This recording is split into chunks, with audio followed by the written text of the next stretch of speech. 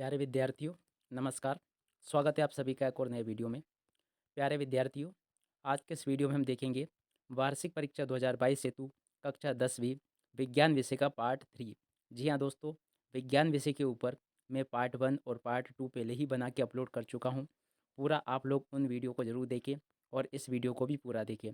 दोस्तों, आप में से कई विद्यार्थी ऐसे हैं जो कि इस वीडियो को या पार्ट 1 वाले वीडियो को या पार्ट 2 वाले वीडियो को आपने कुछ समय के ही लिए यही देखा है, यानी कि उस वीडियो को आपने 1 या 2 मिनट तक ही देखा है। तो दोस्तों, आप यकीन मानिएगा, ऐसे में आप कैसे पास हो पाओगे?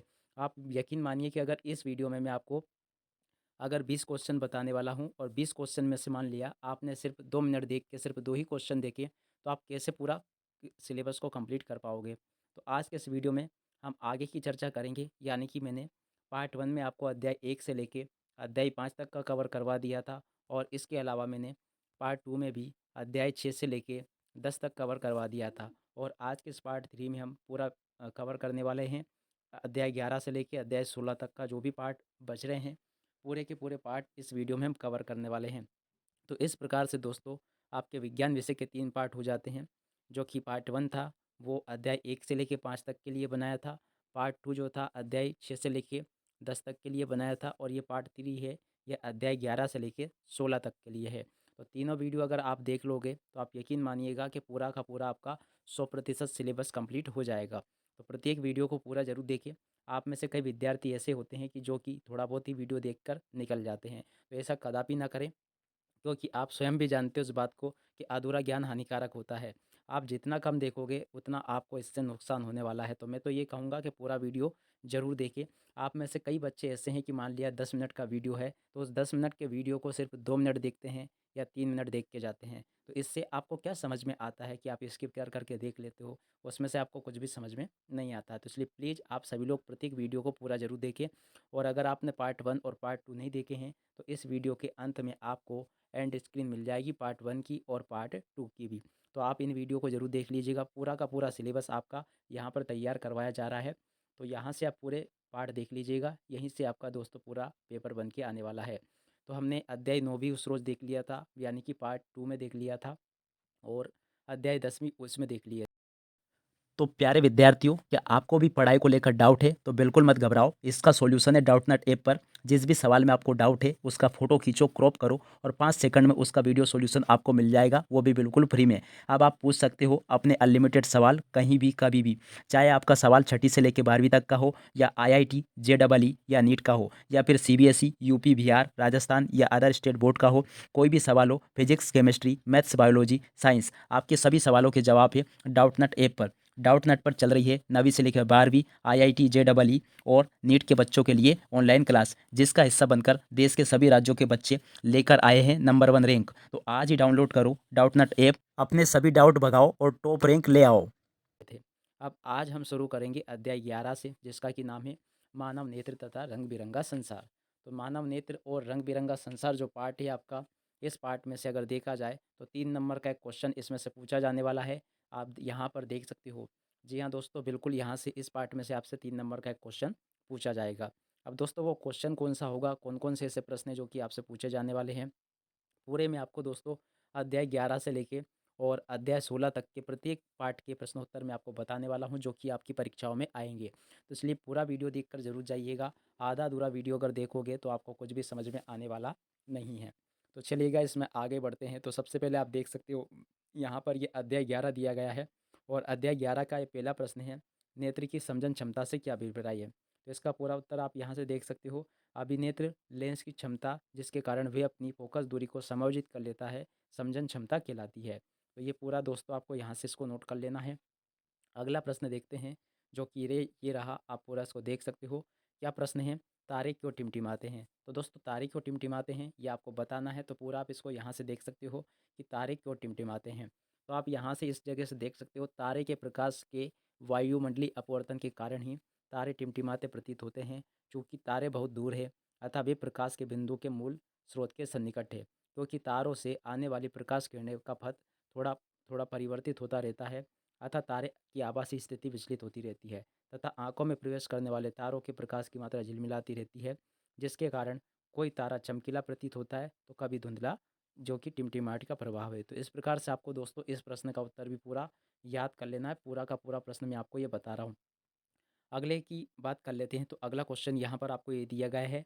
सभी जो मैं आपको बता रहा हूँ यहाँ पर ये 3-3 नंबर वाले प्रश्न हैं। अध्याय 11 में से 3 नंबर का ही एक प्रश्न आपसे पूछा जाएगा। तो यहाँ से आप इसको देख सकते हो क्या दिया गया है। व्याख्या कीजिए कि ग्रह क्यों नहीं टिमटिमाते हैं। तो पूरा आप इसको यहाँ से नोट कर लीजिएगा कि ग्रह क्यों नहीं टिमटिमाते हैं। यहाँ से देख सकते हो आप, ग्रह पृथ्वी के बहुत पास है और इसलिए उन्हें विस्तृत स्रोत की भांति माना जाता है। यदि हम ग्रहों को बिंदु साइज के अनेक प्रकाश स्रोतों समूहों में मान ले तो सभी प्रकाश स्रोतों से हमारे नेत्रों में प्रवेश करने वाले प्रकाश की मात्रा कुल परिवर्तन की औसत मान का शून्य होता है। इस कारण ग्रहों के टिमटिमाने का प्रभाव निष्प्रभावी हो जाता है। तो इस प्रकार से आपको ये प्रश्न और इसका उत्तर भी नोट कर लेना है। चलिएगा अब आगे बढ़ लेते हैं। तो आगे आप यहाँ से देख सकते हो, सूर्योदय के समय सूर्य रक्ताप क्यों प्रतीत होता है। ये भी बिल्कुल आईएमपी क्वेश्चन है, आपसे पूछा जाएगा। बिल्कुल आप इस प्रश्न को ज़रूर याद कर लें। और मैं तो यहाँ पे ये भी कहूँगा कि अगर आपको ये प्रश्न याद नहीं हो रहे हैं तो आप ये दोनों चित्र बनाना ज़रूर सीख लें। एक तो मानव नेत्र का चित्र बनाना सीख लें और एक कांच के प्रिज्म का चित्र बनाने सीख लें। तो चित्र वाले वीडियो भी मैंने अभी जस्ट रिसेंटली अपलोड कर दिए हैं, आप उन वीडियो को ज़रूर देख लेना। और ये दोनों चित्र बिल्कुल आप बनाना सीख लो, ये 3 नंबर में प्रश्न इसमें से पूछा जाएगा। तो चलिएगा, अध्याय 11 हो चुका है। अध्याय 12 की बात करते हैं अब। तो अध्याय 12 में से आप यहाँ पर देख सकते हो, इस पार्ट में से भी 3 नंबर का एक क्वेश्चन आपसे पूछा जाने वाला है। अब वो क्वेश्चन कौन सा होगा वो भी हम देख लेते हैं। तो यहाँ से आप देख सकते हो, विद्युत परिपथ का क्या अर्थ है। जी हाँ दोस्तों, आपको ये बताना है कि विद्युत परिपथ का क्या अर्थ है। तो ये पूरा इसका उत्तर है, किसी विद्युत धारा के सतत तथा बंद पथ को विद्युत परिपथ कहते हैं। ये आपको यहाँ से नोट कर लेना है। इसके अलावा अगर देखा जाए तो विद्युत धारा के एसआई मात्रक की परिभाषा लिखिए। तो ये विद्युत धारा का एसआई मात्रक की परिभाषा है, पूरी आप इसको यहाँ से लिख सकते हो। और उसी के नीचे देखा जाए तो ये अगला क्वेश्चन दिया गया है, आप इसको यहाँ से नोट कर सकते हो। पूरा का पूरा प्रश्न और इसका उत्तर भी आप यहाँ से नोट कर लीजिएगा। तो उम्मीद करता हूँ कि दोस्तों ये प्रश्न भी आपने देख लिया होगा। चलिएगा अब आगे बढ़ते हैं और अगले प्रश्न का उत्तर भी देख लेते हैं। तो ये जो ओम का नियम दिया गया है, ये आपको इस सिद्धांतों के ऊपर समझाना है, जैसे सिद्धांत, विद्युत परिपथ, विधि, प्रेक्षण तालिका, सावधानियाँ। तो आप सभी लोग इनको देख सकते हो और इसको समझ भी सकते हो। तो ये जो सिद्धांत दिया गया है पूरा आप इसको यहाँ से देख सकते हो, इस प्रकार से आपको लिखना है। और ये वाला जो क्वेश्चन है दोस्तों, मोस्ट आईएमपी क्वेश्चन है, पूरा आप इसको देख सकते हो। क्या दिया गया है, किसी विद्युत हीटर की डोरी क्यों उत्तप्त नहीं होती जबकि उसका तापन अवयव उत्तप्त हो जाता है। तो ये पूरा प्रश्न है और ये इसका उत्तर है। पूरा का पूरा आप यहाँ से इस प्रकार से दोस्तों इसको नोट कर सकते हो। ये पूरा का पूरा इसका उत्तर दिया गया है, आप पूरा इसको यहाँ से नोट कर सकते हो। तो उम्मीद करता हूँ कि दोस्तों ये प्रश्न भी आपने यहाँ से इसको नोट कर लिया होगा। चलिएगा अब आगे बढ़ते हैं और आगे के प्रश्न और उनके उत्तर भी हम देख लेते हैं। तो ये क्वेश्चन का उत्तर हो चुका है। चलिएगा अब आगे बढ़ते हैं। और दोस्तों इसी पार्ट में से अगर मैं आपको बताऊं, अध्याय 12 में से, तो ये जो प्रतीक चिन्ह दो दे रखे हैं इनको जरूर आप बिल्कुल याद कर लें। वेरी वेरी आईएमपी है, ये बिल्कुल आपसे परीक्षाओं में ये पूछे जाएंगे। तो आप सभी लोग इन प्रश्नों को जरूर अच्छे से याद कर लें। जैसे कि प्रश्न कुछ इस प्रकार से पूछा जाएगा आपसे, जैसे कि विद्युत सेल है तो इसका चिन्ह आपको ये बनाना है। बंद प्लग कुंजी है तो इसका चिन्ह ये आपको बनाना है। तार संधि है तो इसका चिन्ह ये आपको बनाना है। तो इस प्रकार से आपको ये संधि चिन्ह बनाने हैं। पूरे के पूरे आप यहाँ से इनको देख सकते हो। तो उम्मीद करता हूँ कि दोस्तों आपने पूरा इनको देख लिया होगा और नोट भी कर लिया होगा। चलिएगा अब आगे बढ़ते हैं और अध्याय 13 की बात कर लेते हैं। तो अध्याय 13 जो दिया गया है आप यहाँ से नोट कर सकते हो। क्या दिया गया है, अध्याय 13, विद्युत धारा के चुंबकीय प्रभाव। तो विद्युत धारा के चुंबकीय प्रभाव अगर देखे जाए तो आप यहाँ से इनको देख सकते हो। क्या दिया गया है विद्युत धारा के चुंबकीय प्रभाव में, आप इसको देखें और नोट कर लेंगे। तो देखिएगा दोस्तों, यहाँ से आप पूरा इसको देख सकते हो। पहला वाला क्वेश्चन ये दिया गया है, इस पार्ट में से भी आपसे 3 नंबर का एक क्वेश्चन पूछे जाने वाला है।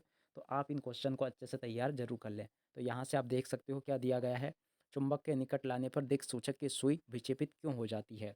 तो ये आपको देखना है कि चुंबक को जैसे पास में लाया जाता है तो दो दिक् सूचक होता है, यानी कि दिशा दिखाने वाला जो यंत्र होता है उसकी सुई क्यों घूमने लगती है। तो देखिएगा, दिक् सूचक की सुई चुंबक होती है, इसलिए दिक् सूचक की सुई जब चुंबक के निकट लाई जाती है, इसकी चुंबकीय क्षेत्र रेखाएं चुंबक से आकर्षित होती है। यही कारण है कि दिक् सूचक की सुई विक्षेपित हो जाती है।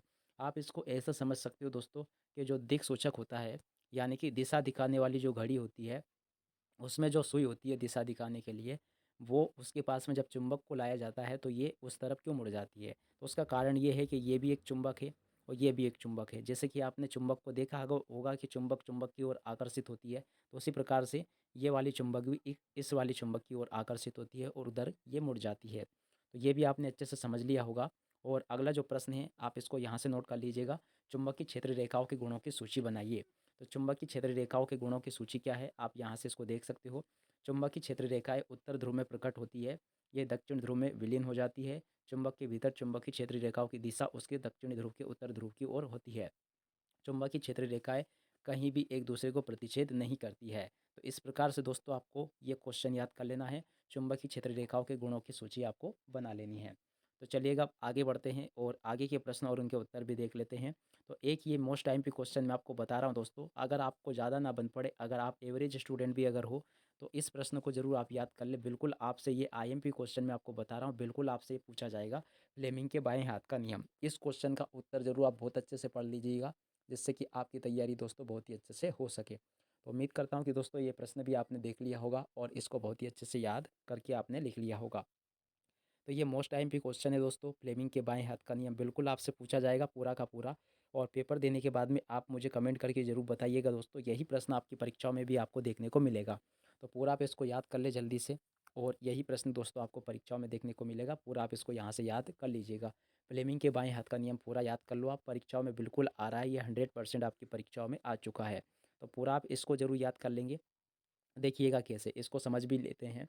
फ्लेमिंग के वामहस्त नियम के अनुसार अपने बाएं हाथ की तर्जनी, मध्यमा और अंगूठे को इस प्रकार फैलाएं कि ये तीनों एक दूसरे के परस्पर लंबवत हो। यदि तर्जनी चुंबकीय क्षेत्र की दिशा और मध्यमा चालक में प्रवाहित विद्युत धारा की दिशा की ओर संकेत करती है, तो अंगूठा चालक की गति की ओर संकेत करेगा। तो ये पूरा आपको बता देना है। और एक ये दिया गया है दाहिने हाथ के अंगूठे का नियम, ये भी आपको बहुत अच्छे से याद कर लेना है, ये भी आपसे परीक्षाओं में बिल्कुल पूछा जाएगा। दाहिने हाथ के अंगूठे का नियम क्या है, पूरा आप इसको यहाँ से देख सकते हो। दाहिने हाथ के अंगूठे के नियम को आप यहाँ से देख के और पूरा इसको नोट कर सकते हो, ये दिया गया है पूरा का पूरा। तो आप इसको अच्छे से देख ले और पूरा का पूरा ये दाहिने हाथ का अंगूठी का नियम ज़रूर आप अच्छे से याद कर ले। कैसे, जब हम दाहिने हाथ से विद्युत धारावाही को ऐसे पकड़ते हैं कि हमारा अंगूठा विद्युत धारा की ओर संकेत करे। मान लिया कि ये एक डोरी है जिसमें कि करंट बह रहा है और करंट जा रहा है नीचे से ऊपर की ओर। तो अब इसको अगर अपन इस दाहिने हाथ से पकड़ेंगे तो क्या होगा कि अंगूठा हमारी विद्युत धारा की दिशा को बताएगा, यानी कि इसमें विद्युत धारा इधर से इस तरफ से ऊपर की ओर जा रही है। ठीक है, और संकेत करता है तो हमारी उंगलियां चालक के चारों ओर उत्पन्न चुंबकीय क्षेत्र को बल रेखाओं की ओर संकेत करती है। तो देखिएगा, अंगूठा तो ये बता रहा है कि ऊपर की ओर क्या जा रहा है, वो करंट जा रहा है इसमें, ठीक है, विद्युत धारा जा रही है। और ये जो उंगलियां है वो ये बताएगी कि ये जो डोरी है इसके चारों ओर भी करंट फैला हुआ है। तो इस प्रकार से ये आपको समझा देना है। और अगला जो क्वेश्चन है यहाँ पर आप ये देख सकते हो, बिल्कुल आपसे परीक्षाओं में पूछा जाने वाला क्वेश्चन है, फ्यूज वायर क्या है, फ्यूज तार क्या है, इसका उपयोग क्यों किया जाता है। तो इसका उत्तर भी आप देख लीजिएगा दोस्तों, क्या दिया गया है। फ्यूज एक ऐसी युक्ति है जिसकी सहायता से किसी विद्युत परिपथ में होकर जाने वाली धारा की अधिकतम सीमा नियंत्रित की जा सकती है। इसका उपयोग विद्युत उपकरणों को अतिभारण से बचाने के लिए किया जाता है। जब परिपथ में अतिभारण या लघु पतन के कारण बहुत अधिक धारा प्रभावित होती है, तब फ्यूज तार गर्म होकर टूट जाता है, जिससे परिपथ टूट जाता है और धारा बंद हो जाती है। तो ये पूरा प्रश्न और इसका उत्तर भी आपको याद कर लेना है अध्याय 13 में से। तो ये मैंने आपको बता दिए दोस्तों, अध्याय 13 तक के प्रत्येक प्रश्न और उसका उत्तर मैंने आपको बता दिया है। आप सभी लोग इसका ज़रूर फास्ट अच्छे से रिवीजन कर ले, और अगर आपने चैनल को सब्सक्राइब नहीं किया है तो प्लीज़ चैनल को सब्सक्राइब ज़रूर कर ले। दोस्तों आगे मैं आपको बताने वाला हूँ अध्याय 14, अध्याय 14 जिसका कि नाम है ऊर्जा के स्रोत। ऊर्जा के स्रोत जो पार्ट होगा, इस पार्ट में से कौन कौन से प्रश्न होंगे जो कि आपसे पूछे जाने वाले हैं, तो वो भी हम देख लेते हैं।